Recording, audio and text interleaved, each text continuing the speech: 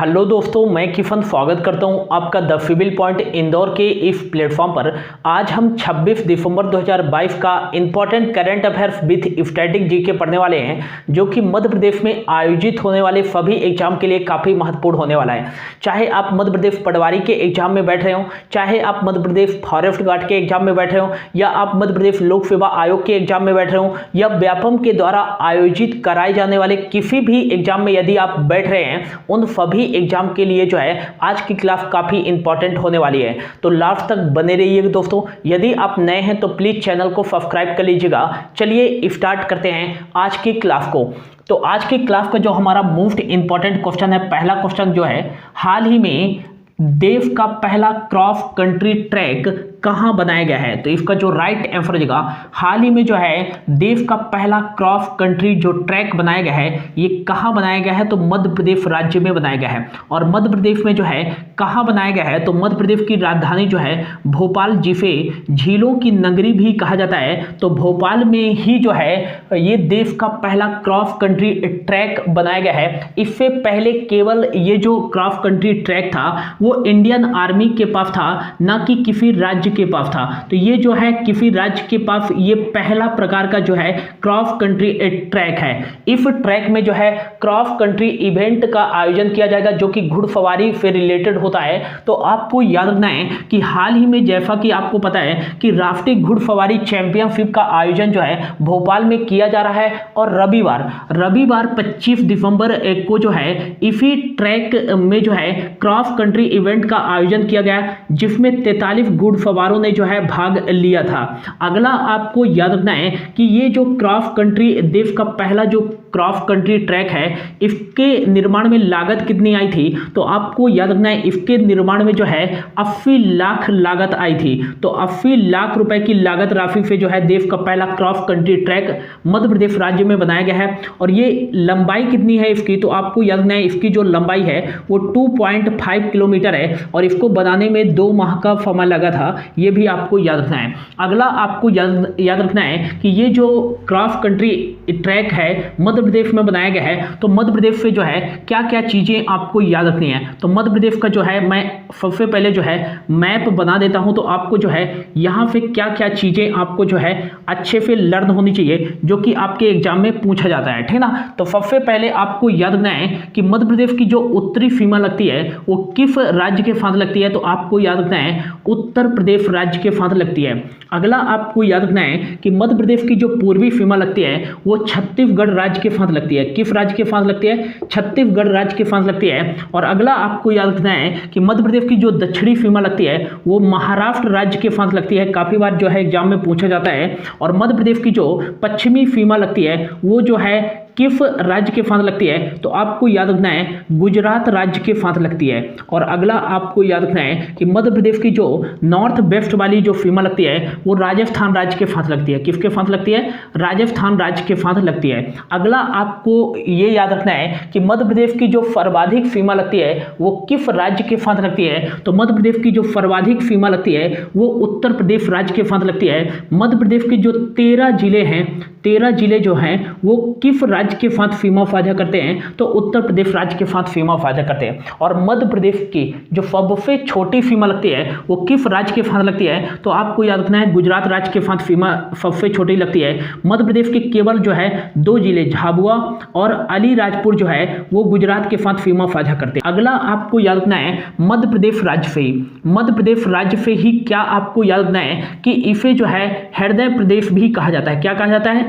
इसे हृदय प्रदेश भी कहा जाता है। और मध्य प्रदेश को जो है हृदय प्रदेश की संज्ञा किसके द्वारा दी गई थी? तो प्राइम मिनिस्टर जो है जवाहरलाल नेहरू जी के द्वारा दी गई थी। ये भी क्वेश्चन जो है पूछा जाता है। अगला आपको याद रखना है कि मध्य प्रदेश का जो है DLR नंबर क्या होता है? तो आपको याद रखना है 522911 यहाँ का DLR नंबर है। DLR नंबर का मतलब जो होता है मध्य प्रदेश में जो डिस्ट्रिक्ट है, डिफॉल्ट क्या हो जाएगा? डिस्ट्रिक्ट कितने हैं, 52 है।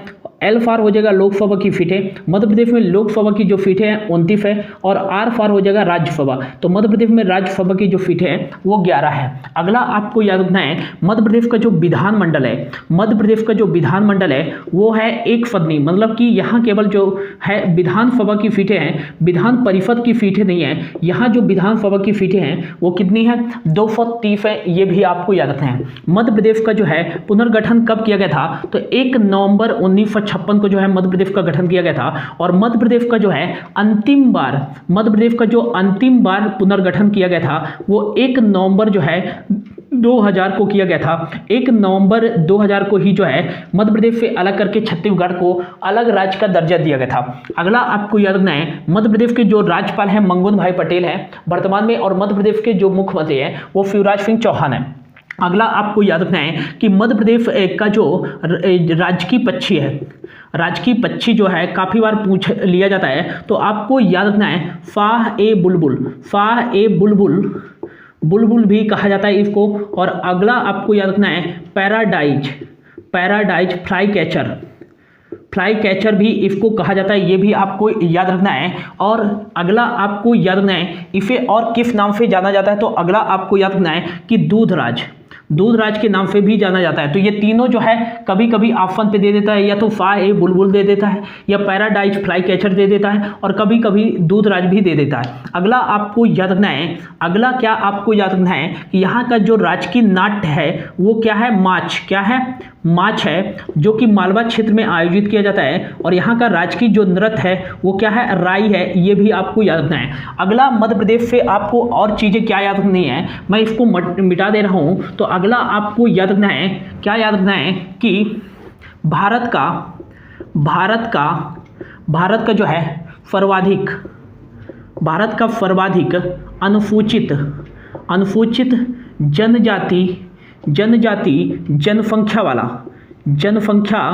वाला राज्य कौन सा है, तो ये आपको याद रखना है मध्य प्रदेश ही है। अगला आपको याद रखना है कि मध्य प्रदेश का जो क्षेत्रफल है वो कितना है। ये छोटे छोटे पॉइंट है दोस्तों, काफ़ी बार आपके एग्जाम में पूछ लिए जाते हैं, ठीक ना। और ये सारे क्वेश्चन जो मैं बता रहा हूँ, पॉइंट जो बता रहा हूँ, सारे पूछे गए हैं आपके एग्जाम में, ठीक ना। तो मध्य प्रदेश का जो क्षेत्रफल है वो 3,08,252 वर्ग किलोमीटर है। और क्षेत्रफल के अकॉर्डिंग जो है मध्य प्रदेश भारत का कौन सा राज्य है, तो राजस्थान के बाद दूसरा जो है क्षेत्रफल के अकॉर्डिंग भारत का सबसे बड़ा राज्य है मध्य प्रदेश। अगला आपको याद रखना है कि भारत की कुल क्षेत्रफल का जो है मध्य प्रदेश का कितना क्षेत्रफल है, तो 9.38%। ये भी जो है डाटा आपसे पूछा गया है कि भारत की कुल क्षेत्रफल का मध्य प्रदेश का क्षेत्रफल कितना है, तो 9.38% है। ये भी आपको याद रखना है। अगला आपको याद रखना है कि जनसंख्या के अकॉर्डिंग जो है मध्य प्रदेश का भारत में कौन सा स्थान है, तो तेलंगाना के गठन के बाद जो है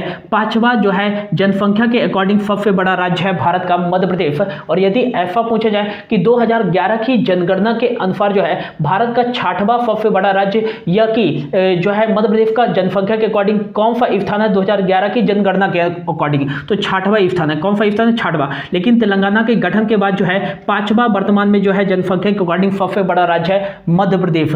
यहाँ की जो जनसंख्या है 7,26,26,809 व्यक्ति हैं। ये भी आपको याद रखना है 2011 की जनगणना के अनुसार।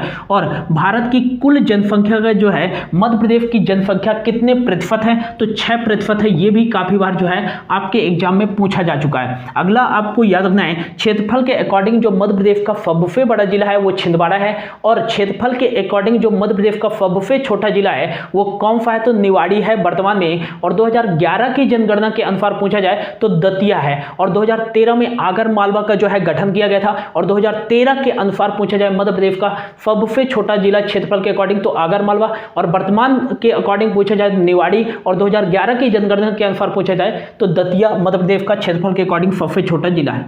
अगला आपको याद रखना है, क्या याद रखना है, अगला आपको याद रखना है, मैं इसको मिटा दे रहा हूं दोस्तों। अगला चीज आपको क्या याद रखना है, मोस्ट इंपॉर्टेंट है कि गेरू के उत्पादन में भारत का प्रथम स्थान पर कौन सा राज्य है? तो गेरू के उत्पादन में भारत का प्रथम स्थान पर जो राज्य है वो कौन सा है? मध्य प्रदेश। ये भी आपको याद रखना है। अगला आपको याद रखना है, अगला आपको क्या याद रखना है कि हाल ही में जो है भारत का सबसे स्वच्छ राज्य कौन सा बना है? तो हाल ही में भारत का सबसे स्वच्छ राज्य जो बना है ये मध्य प्रदेश ही बना है। हाल ही में जो है 58th जो है राष्ट्रीय फिल्म, यहाँ पर आप लिख लीजिए 58th राष्ट्रीय फिल्म अवार्ड में जो है मोस्ट फिल्म फ्रेंडली स्टेट का अवार्ड किसे दिया गया है? तो आपको याद रखना है 58th राष्ट्रीय फिल्म अवार्ड में मोस्ट फिल्म फ्रेंडली स्टेट का अवार्ड जो है मध्य प्रदेश को ही दिया गया है। अगला आपको याद रखना है कि ग्रीन सिटी इंडेक्स प्रारंभ करने वाला पहला भारतीय राज्य कौन सा है? तो ये आपको याद रखना है कि ग्रीन सिटी इंडेक्स जो है प्रारंभ करने वाला पहला भारतीय राज्य मध्य प्रदेश ही है। अगला आपको याद रखना है कि मानव विकास रिपोर्ट जो है तैयार करने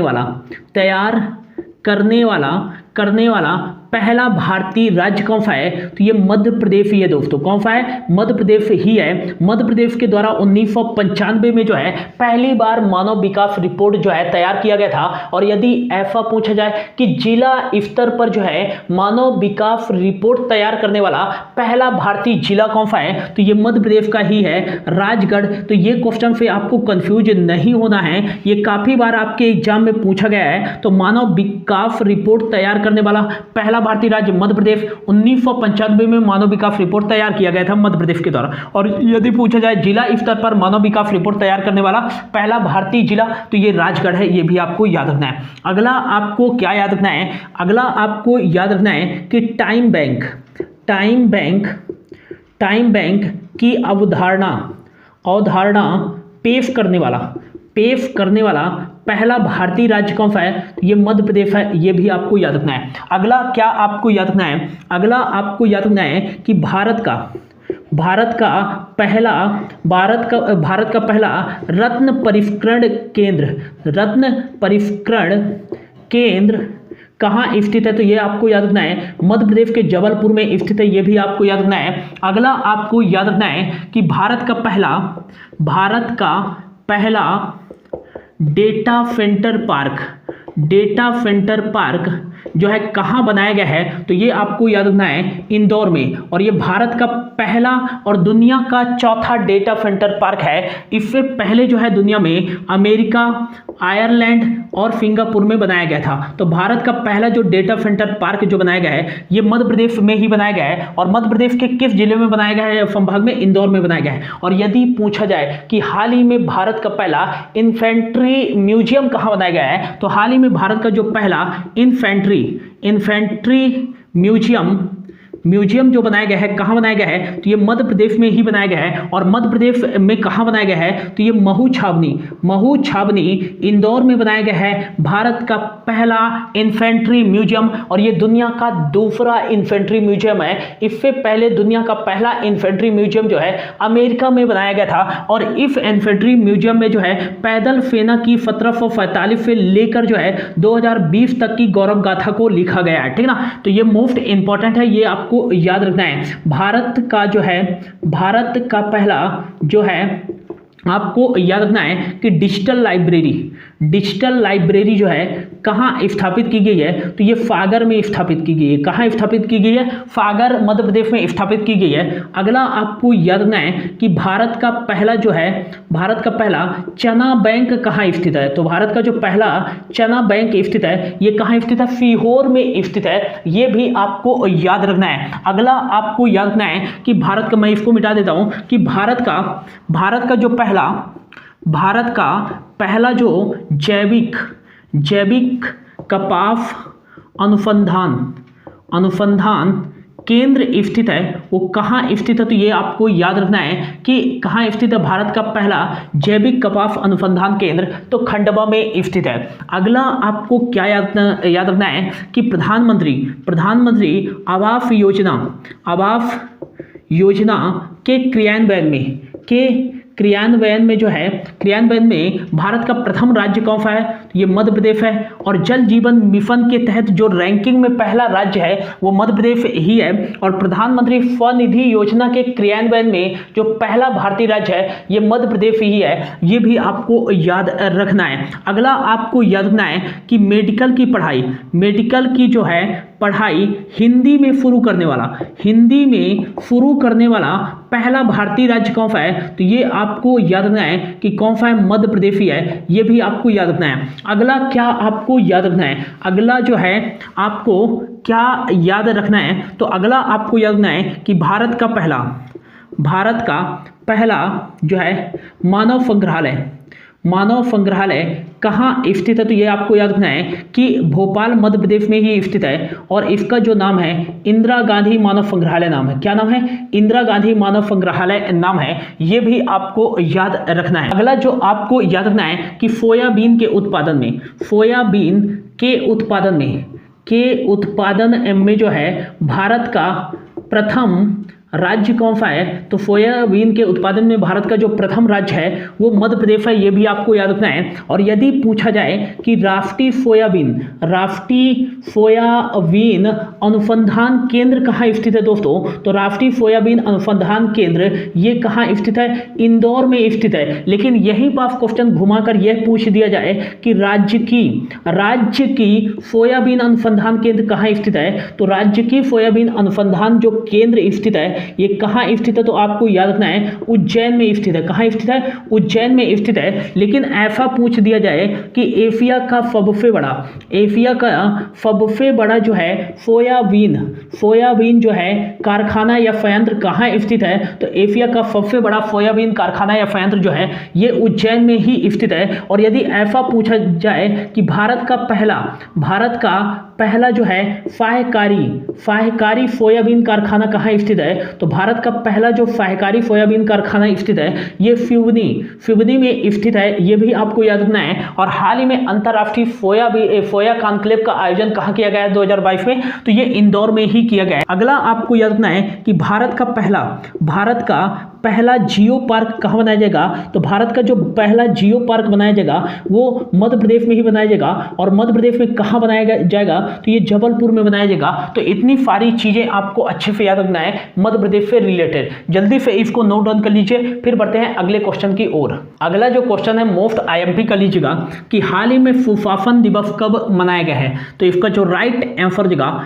हाल ही में जो है 25 दिसंबर को जो है सुशासन दिवस मनाया गया है। और ये सुशासन दिवस जो है भारत के 10वें नंबर के प्राइम मिनिस्टर अटल बिहारी वाजपेयी जी के जन्म दिवस के अवसर पर जो है मनाया जाता है। यह सुशासन दिवस मनाए जाने की जो घोषणा है वो हमारे प्राइम मिनिस्टर नरेंद्र मोदी जी के द्वारा जो है 2014 में की गई थी। ये आपको याद रखना है कि सुशासन दिवस मनाए जाने की घोषणा किसके द्वारा की गई थी, तो प्रधानमंत्री नरेंद्र मोदी जी के द्वारा। कब की गई थी, 2014 में की गई थी। और जो अटल बिहारी जी का जन्म हुआ था वो कहाँ हुआ था, तो आपको याद रखना है ग्वालियर मध्य प्रदेश में हुआ था।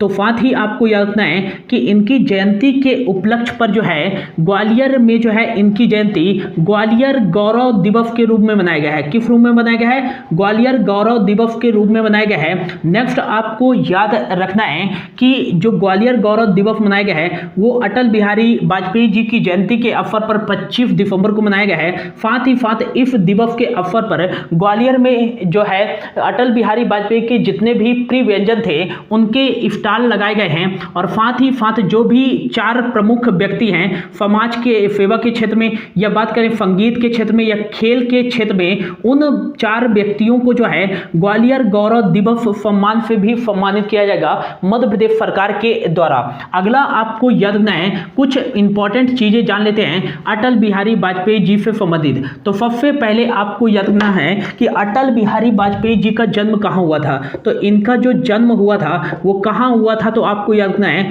सबसे पहले ग्वालियर मध्य प्रदेश में हुआ था। कहाँ हुआ था? ग्वालियर मध्य प्रदेश में हुआ था। कब हुआ था? तो आपको याद रखना है कि इनका जन्म जो है 25 दिसंबर 1924 को हुआ था। अगला जो है आपको याद रखना है कि इनका निधन कब हुआ? तो आपको याद रखना है कि 16 अगस्त 2018 को इनका निधन हुआ। और इनके जो है स्मारक का क्या नाम है? तो आपको याद रखना है इनके स्मारक का नाम है सदैव अटल। क्या नाम है? सदैव अटल नाम है इनके स्मारक का नाम। इनका स्मारक कहाँ स्थित है? तो नई दिल्ली में स्थित है, यह भी आपको याद रखना है। अगला आपको याद रखना है कि अटल बिहारी वाजपेयी भारत के किस नंबर के प्रधानमंत्री थे? तो आपको याद रखना है कि अटल बिहारी वाजपेयी जो है भारत के 10वें नंबर के प्रधानमंत्री थे। और एक क्वेश्चन काफी बार आपके एग्जाम में पूछा जाता है कि अटल बिहारी वाजपेयी कुल कितने बार भारत के प्रधानमंत्री बने थे? तो आपको याद रखना है कि अटल बिहारी वाजपेयी कुल 3 बार जो है 3 बार भारत के जो है प्रधानमंत्री बने थे। पहली बार जो है भारत के प्रधानमंत्री कब बने थे अटल बिहारी वाजपेयी? तो आपको याद रखना है 1996 में जो है मात्र 13 दिनों के लिए जो है भारत के प्राइम मिनिस्टर बने थे अटल बिहारी वाजपेयी। और पहली बार जो है 1996 में अटल बिहारी वाजपेयी भारत के 10वें नंबर के प्रधानमंत्री बने थे। अगला आपको याद रखना है कि दूसरी बार जो है 1998 से लेकर 1999 तक जो है मात्र 13 माह के लिए जो है दूसरी बार जो है भारत के प्राइम मिनिस्टर बने थे अटल बिहारी वाजपेयी। और तीसरी बार जो है अटल बिहारी वाजपेयी पूर्ण कार्यकाल के लिए जो है 1999 से लेकर 2004 तक भारत के प्राइम मिनिस्टर रहे। ये भी आपको याद रखना है। और ये भारत के किस नंबर के प्राइम मिनिस्टर थे? तो 10वें नंबर के प्राइम मिनिस्टर थे। अगला आपको याद रखना है मोस्ट इंपॉर्टेंट, क्या याद रखना है? पोखरण 2 क्या है ये दोस्तों? तो इसका जो कोड नेम था वो था ऑपरेशन शक्ति के नाम से भी जाना जाता है। इसमें जो है भारत ने दूसरी बार जो है परमाणु परीक्षण किया था। किस बार किया था? दूसरी बार जो है 5 परमाणु परीक्षण किए थे। कितने परमाणु परीक्षण किए थे? 5 परमाणु परीक्षण किए थे। और उस समय भारत के प्राइम मिनिस्टर कौन थे? तो उस समय भारत के प्राइम मिनिस्टर अटल बिहारी वाजपेयी जी ही थे। और ये कौन सा ईयर था? तो 1998 में जो है दूसरी बार राजस्थान के पोखरण टेस्ट रेंज से जो है भारत के द्वारा ऑपरेशन जो है शक्ति कोड नेम दिया गया था और 5 परमाणु परीक्षण किए गए थे। लेकिन यदि ऐसा पूछा जाए कि भारत में पहली बार जो है परमाणु का परीक्षण कब किया गया था? तो आपको याद रखना है भारत में पहली बार जो है परमाणु बम का परीक्षण जो किया गया था वो 18 मई 1974 को किया गया था। और इसका कोड नेम क्या दिया गया था? तो आपको याद रखना है ऑपरेशन जो है स्माइलिंग बुद्धा के नाम से जाना गया था। तो ये भी आपको याद रखना है। देखो क्वेश्चन कहां से क्रिएट होते हैं? जीके के। तो देखो अब जो है सुशासन दिवस में अटल बिहारी वाजपेयी चर्चा में आ गए, तो जीके का जो क्वेश्चन बनेगा ना वो अटल बिहारी वाजपेयी जी से ही रिलेटेड बनेगा। आप लोग कहते हो कि एग्जामिनर जो है कहां से जीके पूछता है, तो जीके जो है करंट अफेयर से ही रिलेट करके जो है एग्जामिनर बनाता है। अब पूछ देगा कि पोखरण टेस्टिंग दूसरी बार कब की गई थी? 1998 में। तो ये तो करंट अफेयर का क्वेश्चन नहीं है, लेकिन करंट अफेयर से रिलेटेड है कि नहीं है? क्यों? क्योंकि 25 दिसंबर को जो है अटल बिहारी वाजपेयी जी का जो है जन्म दिवस मनाया गया है। और अटल बिहारी वाजपेयी जी के शासनकाल में ही पोखरण जो है 2 जो है कह सकते हैं ऑपरेशन शक्ति के अंतर्गत जो है 5 परमाणु बम का परीक्षण किया गया था। तो यहां पे ही तो जीके बना। तो आखिर करंट से रिलेटेड हुआ कि नहीं हुआ? तो ये चीजें आपको याद रखनी है, ठीक ना। अगला आपको याद रखना है कि यदि पूछा जाए पहली बार जो है परमाणु बम परीक्षण कब किया गया था, तो 18 मई 1974 को कहां किया गया था? तो इसे जो है पोखरण 1 के नाम से भी जाना जाता है। और इसका परीक्षण जो है पोखरण टेस्ट रेंज राजस्थान से ही किया गया था। और इसका जो कोड नेम दिया गया था ऑपरेशन स्माइलिंग बुद्धा। और मोस्ट इंपॉर्टेंट आपको याद रखना है कि जब भारत में पहली बार परमाणु बम का परीक्षण किया गया था उस समय भारत की प्राइम मिनिस्टर कौन थी? तो ये आपको याद रखना है इंदिरा गांधी थी। कौन थी? इंदिरा गांधी थी। और इस टेस्ट के बाद जो है इंदिरा गांधी जी की लोकप्रियता और ज्यादा बढ़ गई थी, ठीक है ना। अगला आपको याद रखना है कारगिल युद्ध कब हुआ था दोस्तों? तो कारगिल युद्ध जो हुआ था वो कब हुआ था? जुलाई 1999 में हुआ था। और इस समय भारत के प्राइम मिनिस्टर कौन थे? तो इस समय भारत के प्राइम मिनिस्टर अटल बिहारी वाजपेयी ही थे। अगला आपको याद रखना है कि जो है कारगिल युद्ध को ऑपरेशन विजय के रूप में भी जाना जाता है। किस रूप में जाना जाता है? ऑपरेशन विजय के रूप में जाना जाता है। और इसमें जो है पाकिस्तान के कुछ जो सैनिक है वो भारत की ओर आ गए थे और उन्हीं को हटाने के लिए जो है भारत सरकार के द्वारा ऑपरेशन विजय चलाया गया था। ये भी आपको याद रखना है। और उस समय पाकिस्तान के प्राइम मिनिस्टर कौन थे कारगिल युद्ध के समय? तो नवाज शरीफ थे। कौन थे? नवाज शरीफ थे। ये भी आपको याद रखना है। और एक क्वेश्चन काफी बार आपके एग्जाम में पूछा गया है कि आपको याद रखना है संयुक्त राष्ट्र महासभा, संयुक्त राष्ट्र महासभा में जो है हिंदी में भाषण देने वाले पहले भारतीय नेता कौन बने? भाषण देने वाले पहले जो भारतीय नेता बने वो अटल बिहारी वाजपेयी ही थे। कौन थे? अटल बिहारी वाजपेयी थे। आपको याद रखना है कि संयुक्त राष्ट्र महासभा में हिंदी में भाषण देने वाले जो है पहले भारतीय नेता कौन थे? तो अटल बिहारी वाजपेयी जी थे। विदेश मंत्री रहते हुए जो है इन्होंने संयुक्त राष्ट्र में 1977 में जो है भाषण दिया था हिंदी में। और ऐसा करने वाले पहले भारतीय नेता थे अटल बिहारी वाजपेयी। ये आपको याद रखना है। अटल बिहारी वाजपेयी जी को जो है 1992 में जो है भारत का जो दूसरा सर्वोच्च नागरिक सम्मान है पद्म विभूषण पुरस्कार से सम्मानित किया गया था। कौन से पुरस्कार से? पद्म विभूषण सम्मान से सम्मानित किया गया था। तो ये पूछा जा सकता है कि अटल बिहारी वाजपेयी जी को जो है पद्म विभूषण पुरस्कार सम्मान से कब सम्मानित किया गया था? तो 1992 में। 1994 में जो है अटल बिहारी वाजपेयी जी को जो है लोकमान्य तिलक पुरस्कार से भी सम्मानित किया गया था। और अटल बिहारी वाजपेयी जी को जो है 2015 में, कहीं आपको लिखा रहेगा दिसंबर 2014, तो 2015 में जो है राष्ट्रपति प्रणब मुखर्जी जी के द्वारा जो है भारत का जो सर्वोच्च नागरिक सम्मान है भारत रत्न से सम्मानित किया गया था। ये आपको याद रखना है। तो 2015 में जो है प्रणब मुखर्जी जी के द्वारा अटल बिहारी वाजपेयी जी को जो है भारत के सर्वोच्च नागरिक सम्मान भारत रत्न से सम्मानित किया गया था। अगला आपको याद रखना है कि मनमोहन सिंह ने जो है राज्यसभा में भाषण देते हुए ये कहा था अटल बिहारी वाजपेयी जी के बारे में। तो इन्हें क्या कहा था मनमोहन सिंह जी ने? तो आपको याद रखना है कि इन्हें जो है भारत की राजनीति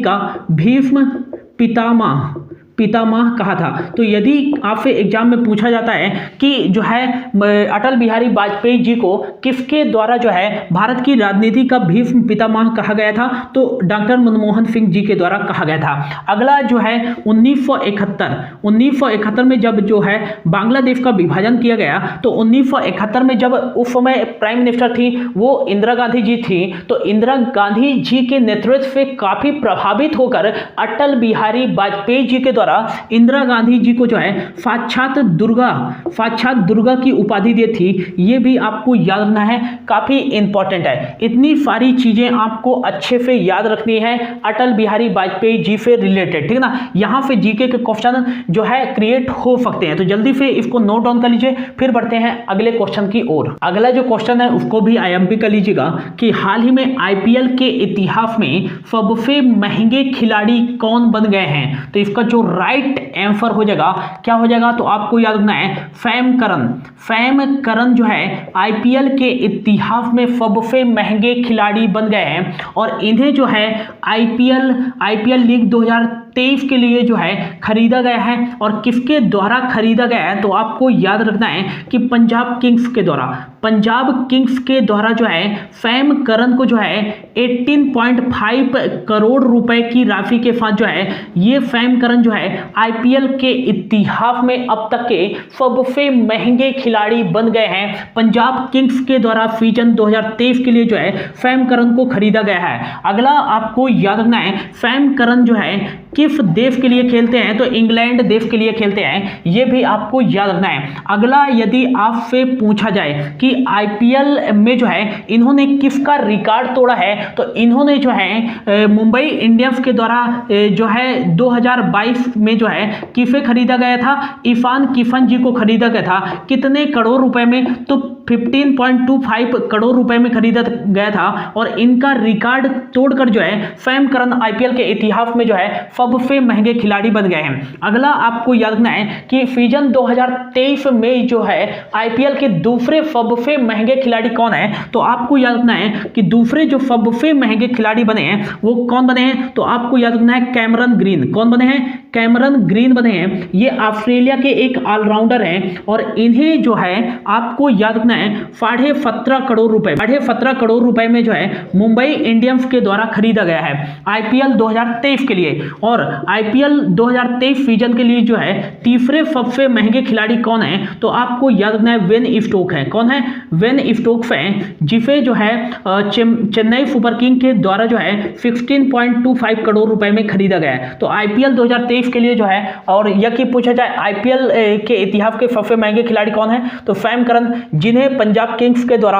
18.5 करोड़ रुपए में खरीदा गया है। और आईपीएल 2023 में जो है सबसे महंगे दूसरे खिलाड़ी कौन है, कैमरन ग्रीन, जिन्हें 17.5 करोड़ रुपए में जो है मुंबई इंडियंस के द्वारा खरीदा गया है। आपको याद रखना है कि आईपीएल में जो तीसरे सबसे महंगे खिलाड़ी हैं वो हैं बेन स्टोक्स, जिन्हें जो है 16.25 करोड़ रुपए में खरीदा गया है चेन्नई सुपर किंग के द्वारा। ये भी आपको याद रखना है। अगला आपको याद रखना है कि आईपीएल 2023 का जो है कौन सा संस्करण आयोजित किया जाएगा, 16वां संस्करण आयोजित किया जाएगा। इससे पहले जो है 2022 में आईपीएल का कौन सा संस्करण आयोजित किया गया था, तो ये आपको याद रखना है 2022 में आईपीएल का 15वां संस्करण आयोजित किया गया था। इसमें विजेता टीम कौन बनी थी, तो गुजरात टाइटंस ने जो है अपना पहला खिताब जीता था। और इसमें उप विजेता टीम कौन सी बनी थी, तो आपको याद रखना है रॉयल चैलेंजर बेंगलुरु बनी थी। इसमें जो है ऑरेंज कैप का जो है अवार्ड किसको दिया गया था, तो ऑरेंज कैप जो दिया गया था ये जॉस बटलर को दिया गया था। किसको दिया गया था, जॉस बटलर को दिया गया था। और ये ऑरेंज कैप जो है आईपीएल में सर्वाधिक रन बनाने वाले प्लेयर को दिया जाता है। इन्होंने 863 रन बनाए थे। और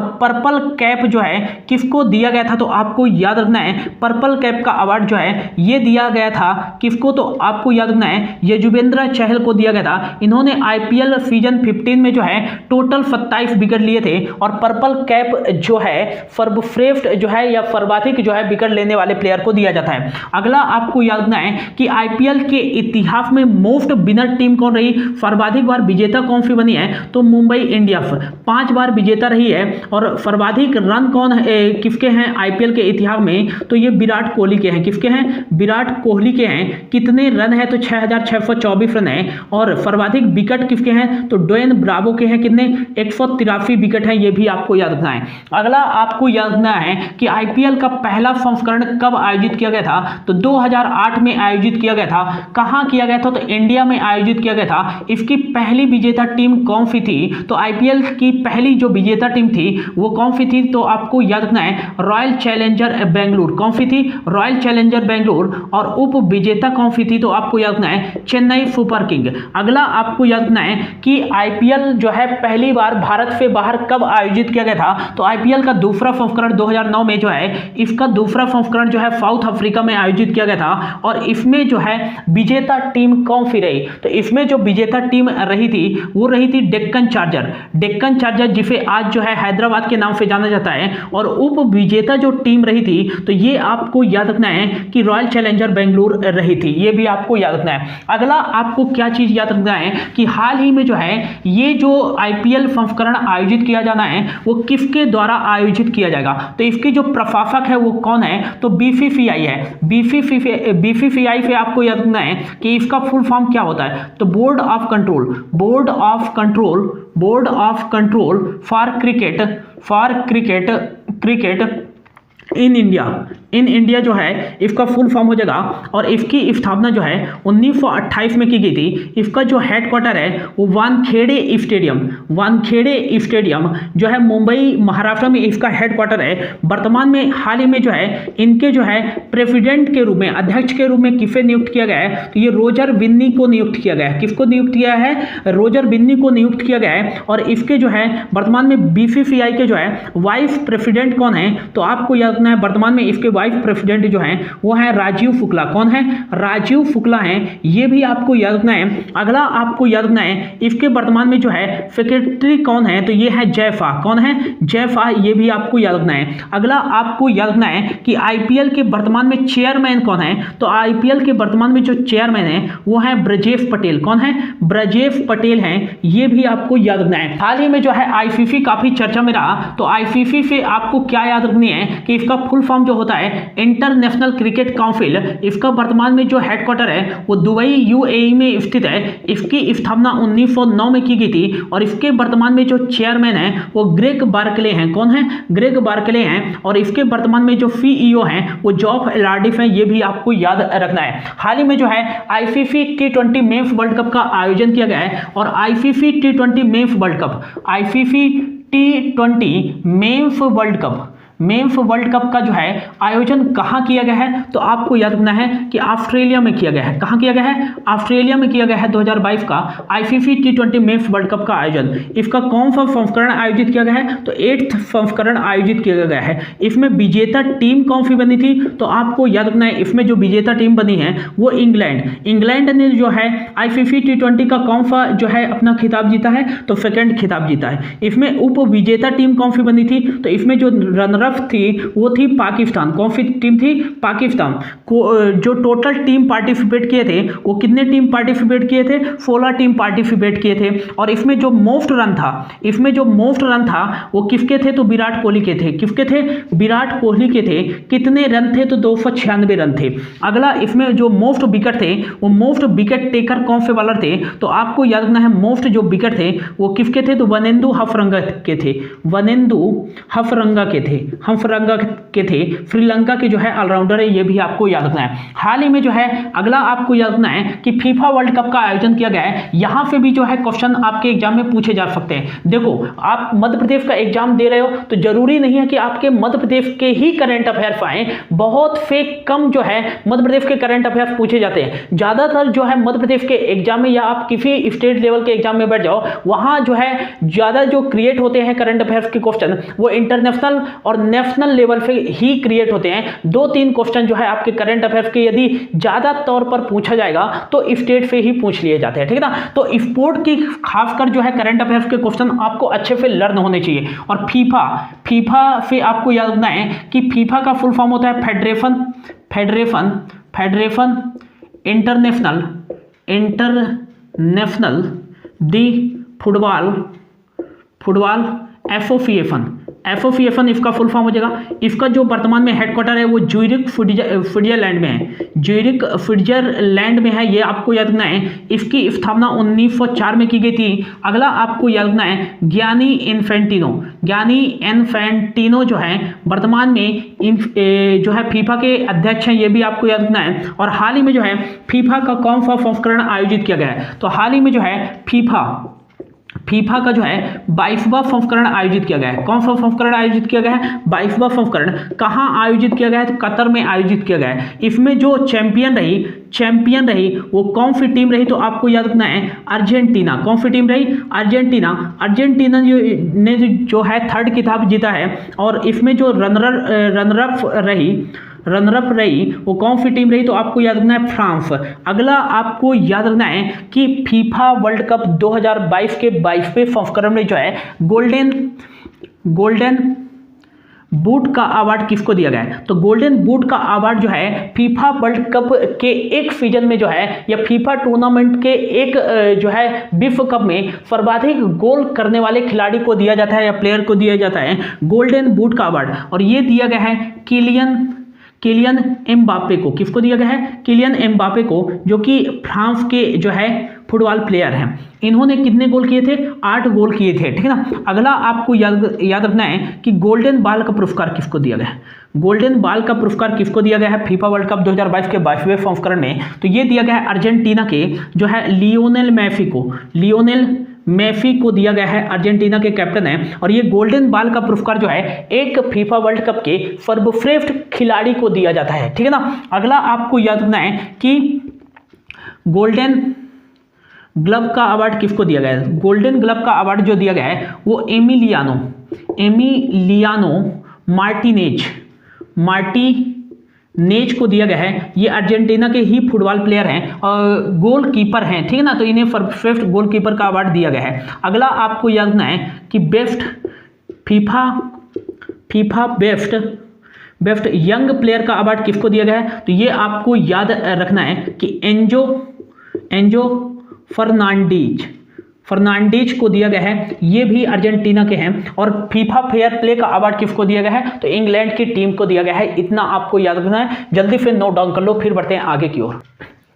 अगला जो क्वेश्चन है, हाल ही में भारत और किस देश की सेना के बीच वीर गार्जियन युद्धाभ्यास का पहला संस्करण आयोजित किया जाएगा? तो इसका जो राइट आंसर देगा, हाल ही में भारत की सेना और जापान की सेना के बीच जो है वीर गार्जियन युद्धाभ्यास का पहला संस्करण आयोजित किया जाएगा। और इसका जो है आयोजन कब से कब तक किया जाएगा? तो 16 जनवरी 2023 में जो है 16 जनवरी से लेकर 26 जनवरी तक आयोजित किया जाएगा। और ये भारत और जापान की वायुसेना के बीच जो है ये पहला एक्सरसाइज होगा वीर गार्जियन 2023 युद्धाभ्यास, ठीक है ना। अगला आपको याद रखना है कि भारत और जापान की सेना के बीच और कौन कौन से युद्धाभ्यास का आयोजन किया जाता है? तो धर्म गार्जियन युद्धाभ्यास का आयोजन जो है भारत और जापान की सेना के बीच आयोजित किया जाता है। और अगला आपको याद रखना है JIMEX exercise, Japan India maritime exercise का आयोजन भी जो है भारत और जापान की सेना के बीच आयोजित किया जाता है।